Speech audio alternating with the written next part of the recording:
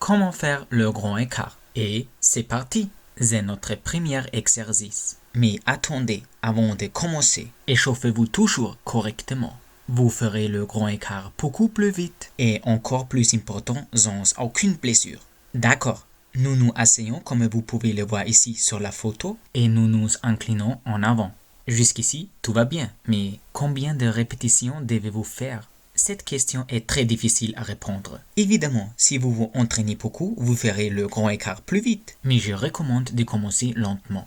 Vous ne voulez pas déchirer un muscle au début des entraînements. Alors commencez lentement et vous verrez comment votre corps réagit à l'étirement.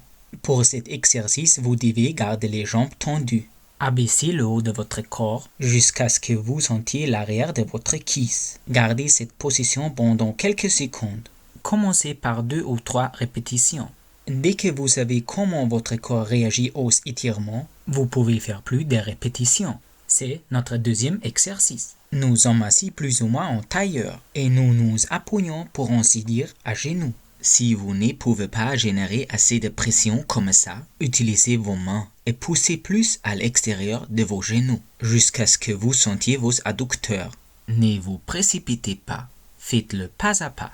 Ne vous étirez pas trop fort depuis le début et ne faites pas trop de répétitions. Commencez par quelques-uns et regardez comment votre corps réagit le lendemain. Après 4 ou 5 secondes, nous relâchons la pression et passons à l'exercice suivant. Maintenant, les choses deviennent sérieuses, ou peut-être pas. N'oubliez pas de toujours détendre les muscles entre les exercices. Et voici le prochain exercice. Ici, nous étirons principalement le biceps femoris muscle à l'arrière de votre cuisse. Comme toujours, nous nous penchons en avant et gardons la position. Pour changer un peu les choses, vous pouvez aussi balancer, mais très doucement. Évidemment, ce genre d'exercice nous faisons toujours des deux côtés. Comme avant, commencez lentement et augmentez l'intensité. Je recommande depuis le début, pour la première ou les 2 premières semaines, de s'entraîner tous les 2 jours pendant environ 10 à 15 minutes. Maintenant, nous faisons une sorte de grand écart. Vous ne devriez pas faire un parfait grand écart ici. Non. Dans cet exercice, nous nous penchons sur les côtés et commençons en demi-cercle. Nous gardons chaque position pendant quelques secondes. Nous étirons ici nombreux ligaments et muscles importants. Par exemple, les muscles semi-membraneux et semi-tendineux. Après un certain temps, vous savez comment votre corps réagit à l'entraînement. Maintenant, nous augmentons l'intensité, mais aussi pas à pas. Essayez de vous étirer 2 fois tous les 2 jours. Gardez la position plus longtemps et faites plus de répétitions. Encore, ne vous précipitez jamais.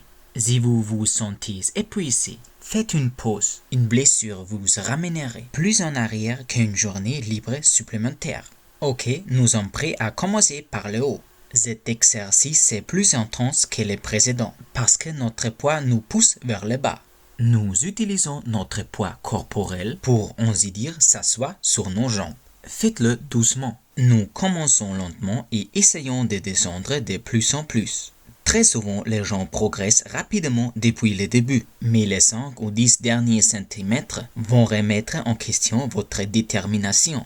Préparez-vous mentalement et continuez. Si vous êtes venu aussi loin, vous savez ce que vous pouvez attendre de votre corps. Maintenant, vous devez pousser. Parfois, il sera douloureux. Essayez de descendre n'importe comment. Glissez, poussez, grattez, mais descendre. Maintenant, vous êtes théoriquement capable de vous entraîner 3 ou 4 fois par jour. Mais je recommande toujours de faire une pause tous les 2 ou 3 jours. Souvent, les gens me demandent si tout le monde peut apprendre le grand écart. Oui, j'en suis sûr. Il faut juste du temps et de la préparation mentale. Incroyable, vous savez bientôt faire le grand écart. Mais après, il serait facile maintenant pour vous d'apprendre quelques coups de pied ou le breakdance. Quoi qu'il en soit, j'espère qu'on se verra bientôt chez Infinite Tutorials.